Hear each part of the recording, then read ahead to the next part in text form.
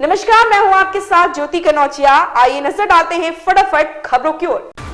राम भक्त रामलला के दरबार में दिल खोल कर दान कर रहे हैं। 23 जनवरी को लगातार भक्त उमड़ रहे हैं। राम मंदिर में बालक राम के सामने रखे 6 दान पात्रों में चढ़ावे की धनराशि की गिनती रविवार को रात आरती के बाद शुरू की गई, जो रात 2 बजे तक चली। एक पखवाड़े यानी 15 दिन में भक्तों ने रामलला को 1 करोड़ का चढ़ावा अर्पित किया है। रामलला के दान पात्र से बड़ी मात्रा में सोने चांदी के आभूषण भी मिले हैं। मंदिर खुलने के बाद पिछले 15 दिनों में रामलला के दरबार में 30 लाख से अधिक भक्त पहुंच चुके हैं। रोजाना औसतन 2 लाख भक्त रामलला के दरबार में हाजिरी लगा रहे हैं। भाजपा के लखनऊ स्थित कार्यालय में बुधवार को सपा और बसपा नेताओं ने भाजपा की सदस्यता ली। बरेली के फतेहगंज पश्चिमी के ब्लॉक प्रमुख ने जहां भाजपा का दामन थामा, वहीं भोजीपुरा के ब्लॉक प्रमुख सहित फतेहगंज पूर्वी के चेयरमैन ने भी भाजपा में वापसी की। लोकसभा चुनाव से पहले ही भाजपा ने जिले के यादव वोट बैंक में सेंधमारी के साथ ही अपने बागियों को भी वापस लाने का काम शुरू कर दिया है। बुधवार को लखनऊ में भाजपा के प्रदेश अध्यक्ष भूपेंद्र सिंह चौधरी ने सपा के पूर्व जिला महासचिव सत्येंद्र यादव व उनकी भाभी फतेहगंज पश्चिमी की ब्लॉक प्रमुख किरण यादव को सदस्यता दिलाई। ब्लॉक प्रमुखी के चुनाव में उन्होंने भाजपा की पुष्पा देवी को हराया है।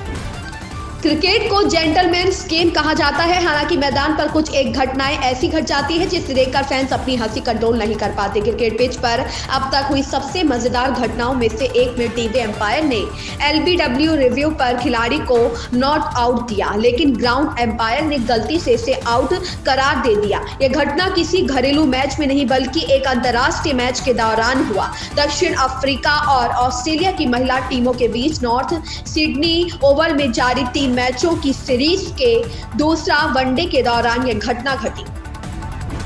पूरे बिहार में पछुआ हवा की तेज रफ्तार ने कनकनी बढ़ा दी है। मौसम विभाग इसको लेकर अलर्ट जारी किया गया है।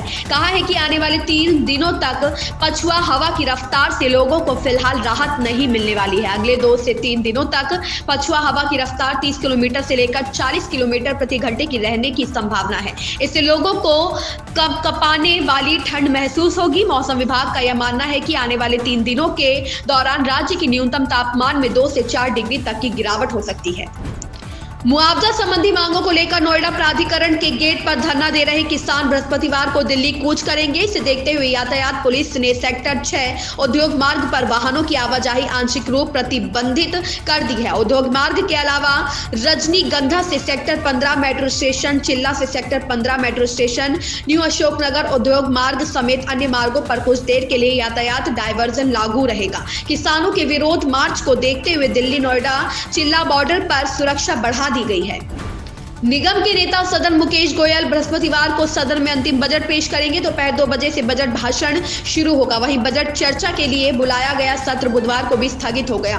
चर्चा सत्र के तीसरे दिन भी विपक्षी दल के सदस्य मेयर के आते ही कट मोशन प्रस्ताव को वापस लेने की मांग करने लगे। तेज होते हंगामे को देखकर मेयर डॉक्टर शैली ओब्राय ने 2 बार बैठक स्थगित की। बैठक करीब 2:30 बजे शुरू हुई, जो 5 मिनट ही चली।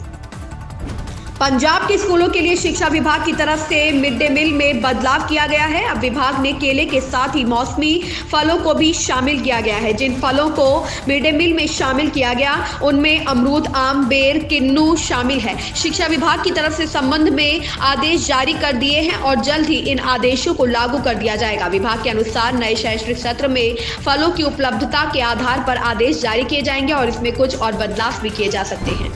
राहुल गांधी की भारत जोड़ो न्याय यात्रा 13 फरवरी को सुबह 8 बजे रामगढ़ चौक उदयपुर से प्रारंभ होगी। इस दौरान राहुल गांधी हसदेव के जंगलों को बचाने के लिए आंदोलन कर रहे हसदेव अरण्य बचाओ संघर्ष समिति के लोगों से मुलाकात करेंगे। साथ ही रोड शो करेंगे। कांग्रेस के पदाधिकारी कार्यक्रम की तैयारियों में जुटे हुए हैं। जानकारी के मुताबिक राहुल गांधी की भारत जोड़ो न्याय यात्रा सरगुजा संभाग के 3 जिलों में 190 किलोमीटर का सफर तय करेगी।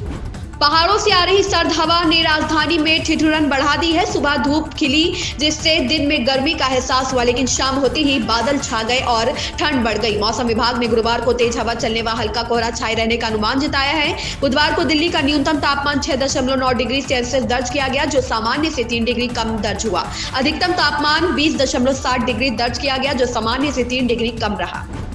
झारखंड के मुख्यमंत्री चंपाई सोरेन अपने कैबिनेट का विस्तार 16 फरवरी को करेंगे। मंत्रिमंडल का विस्तार पहले गुरुवार को होना था, लेकिन फिलहाल कार्यक्रम में बदलाव किया गया है। अब 16 फरवरी को मंत्रिमंडल का विस्तार होगा। इसकी वजह कांग्रेस नेता राहुल गांधी की भारत जोड़ो न्याय यात्रा का राज्य में प्रवेश बताया गया है। दरअसल राहुल की यात्रा 14 फरवरी को छत्तीसगढ़ से झारखंड में प्रवेश करेगी और 15 फरवरी को बिहार तक जारी रहेगी। कांग्रेस नेता आलमगीर आलम ने बताया कि ऐसे में शपथ ग्रहण समारोह स्थगित कर दिया गया है। अब यह 16 फरवरी को अपराह्न 3 बजे होगा। इन खबरों में बस इतना ही। बने रहें हमारे साथ।